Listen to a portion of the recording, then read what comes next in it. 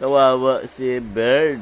Kasi nag-aaral pa lang siyang lumipad. Tapos, napunta siya dito sa may bintana namin.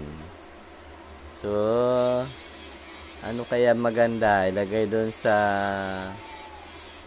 hawla ng mga lovebirds. Baka makain siya ng pusa pag dito lang siya sa labas.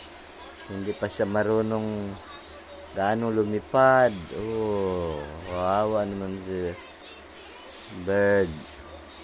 Isang maliit na Maya. Yan po. Oh, cute siya. Tweet, tweet, tweet. Oh. Pa.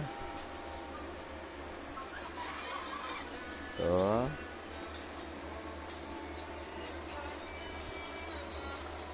I-tweet. Lagay ka muna namin. O, lagay muna kita doon sa hawla. Hindi ka kaya awayin ng mga lovebirds doon. Try natin.